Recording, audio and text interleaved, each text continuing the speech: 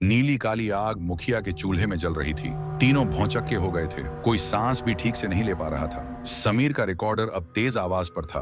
उसमें कड़कड़ाहट आ रही थी, जैसे हवा में कोई फ्रीक्वेंसी खुद टूट रही हो। आग की लपटों में परछाई बनने लगे। पहले घूंघट, चूड़ी, पायल, फिर पैर, हाथ, गर्दन, लेकिन चेहरे नहीं। तीनों ने पीछे हटने की कोशिश की।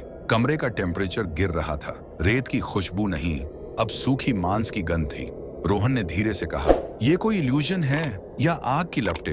लेकिन आग में परछाई जम गई और एक स्त्री की परछाई पूरी बन गई। जरूरी था ध्यान देने का। वो परछाई आग पर नहीं, आग से बाहर आ रही थी। परछाई ने बस एक शब्द बोला, धीमी और टूटी आवाज में, हम लौट आए थे। कबीर जोर से चिल्लाया और कहाँ? फर्श पर रेत में तेजी से हरकत हुई, तीन तरफ से, जैसे गांव की गलियों से हवा नहीं, कदम आ रहे हों। समीर ने रिकॉर्डर कान से लगाया। बैकग्राउंड में अब कदमों की आवाज साफ थी।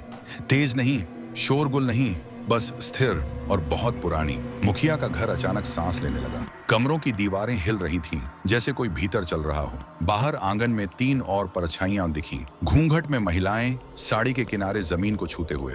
घंटी जैसी हल्की पायल, मगर कोई ताल नहीं। रोहन भागकर बाहर जाना चाहता था। दरवाजा अब भी बंद, लेकिन इस बार उसने धक्का दिया और धक्का पड़ते ही दरवाजा अपने आप पीछे की ओर खुल गया। बाहर वहीं आंगन पर अब गांव पूरा भरा हुआ था। घर खुले, आंगन में बच्चे दौड़ते, स्त्रियां पानी भरते, पुरुष बाजार वाली तरफ चलते हुए। समीर ने कांपते हुए कहा, गाइस, ये भ्रम है। गांव अब खाली नहीं था।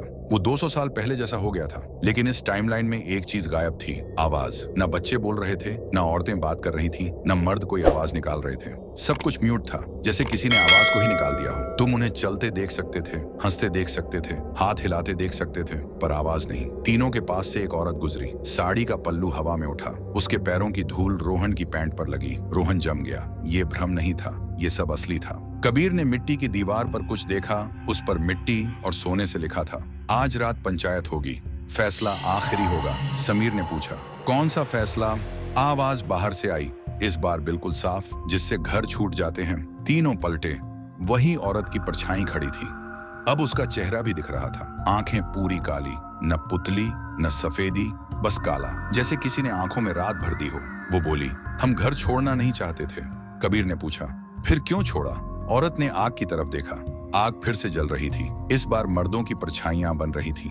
वो बोली, हम नहीं गए थे, हमें निकाला गया था। मर्दों की परछाइयां भाले, डंडे और मशालें लिए खड़ी थीं, लेकिन वो परछाइयां जिंदा नहीं थीं। वो याद की छाया थी। समीर ने रिकॉर्डर नीचे किया। उसका हाथ कांप रहा था। औरत बोली, आज रात पंचायत फिर होगी। रोहन ने पूछा, किसके खिलाफ? औरत ने कहा, इस बार तुम्हारे। तीनों के चेहरे जम गए। औरत ने पीछे देखा। एक चमकदार पत्थर पर तीनों की परछाइयां बनी थीं। रोहन, कबीर, समीर, और नीचे लिखा था, मेहमान। और कुलधरा में मेहमानों का अगला दिन नहीं होता।